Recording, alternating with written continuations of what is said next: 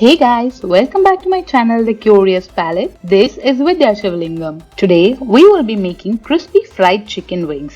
This is that one chicken dish you will find no matter which part of the world you are in. Before we proceed with the recipe, why don't you subscribe to my channel? If you haven't already done that, you can make the same recipe with any chicken cut, not necessarily wings. So let's get started with the recipe on how to make super crunchy and crispy chicken wings. A very important step is to brine the chicken. Let's first take a look at the ingredients needed for that. The acids in the buttermilk help tenderize the chicken. If you don't have buttermilk at home, you could make one just by beating together half and half of curd and water. Take 1 liter of buttermilk, add 1/4 cup of salt and half a tablespoon of powdered pepper. Mix this well until the salt is well combined. Brine is basically a highly concentrated salt solution, so please don't reduce on the amount of salt in this recipe. And don't worry, your chicken will definitely not be too salty. Soak the cleaned chicken wings and cover this with a cling wrap. Brining the chicken is basically to make sure we have a juicy chicken even after frying or cooking it for a longer time. Refrigerate this for a minimum of 3 hours, and you can even go up to 3 days for this step. You could just make a brine solution with water and salt, but make sure to brine the chicken for a longer time. Please do not skip this step. If you do not brine, the chicken will become dry and tasteless inside. Next, we will make a wet slurry for dipping the chicken, followed by a dry flour mixture which will form the crispy batter. These are the ingredients needed for making them. For the wet mixture, break 2 eggs into a shallow bowl, add half a teaspoon of chili powder, half a teaspoon of pepper powder and some salt. Add 1/4 cup of water and add a few tablespoons of all-purpose flour. Beat this well until all the ingredients are well combined.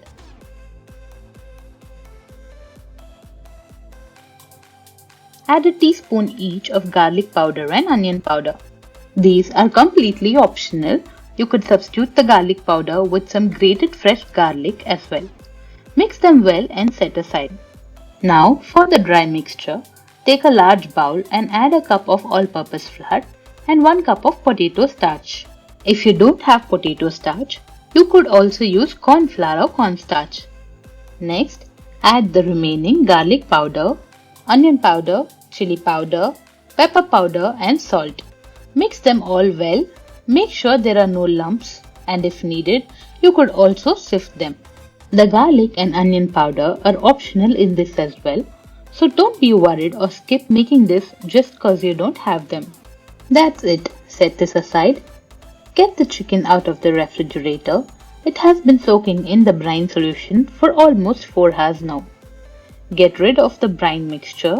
Never reuse the brine as it might lead to the building of some bacteria, as we had soaked the raw chicken in this. Wash the chicken thoroughly and pat dry very well. Press it with a kitchen towel or tissue to pat dry. We don't want any water content left behind on the chicken. Otherwise, this can make the crispy chicken soggy after a while post-frying. So once you pat dry all the chicken, we will proceed with dipping the chicken. And I suggest you use both your hands for this next step. Dip the chicken in the slurry and then drop it in the dry mixture. Use your other hand to coat the chicken. Coat it well with the dry mixture. Get all the corners and hidden places coated well.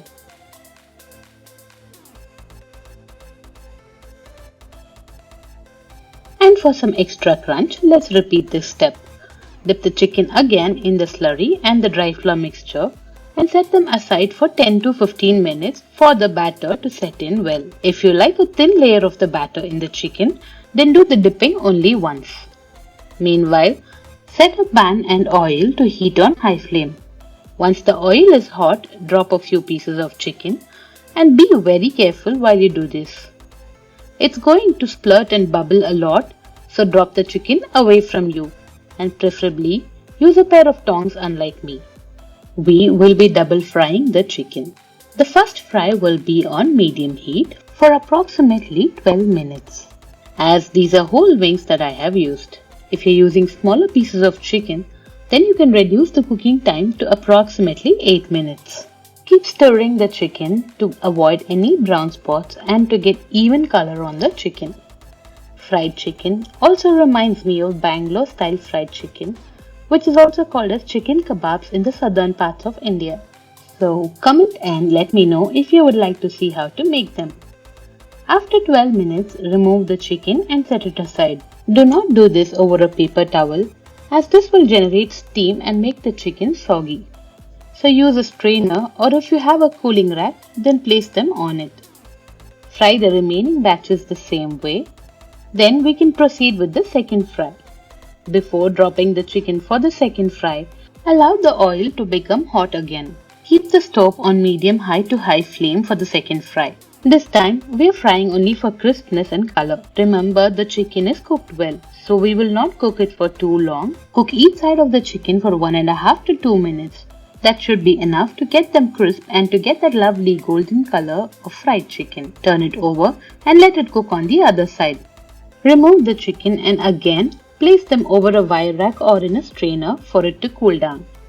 Also, it is very important to allow the chicken to rest before you dig in. I know, it's very tempting to bite into that crispy, crunchy chicken right away. But it's very important to let it rest if you want the chicken to be juicy inside. The resting time gives the juices a chance to redistribute, making your wait worth it.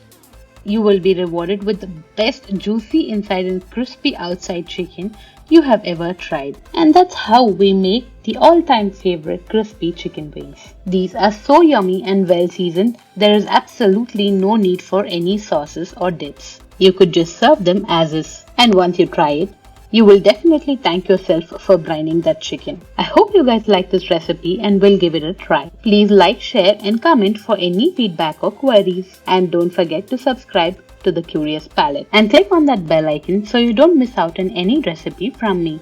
Until next time, stay home and stay safe. Bye bye.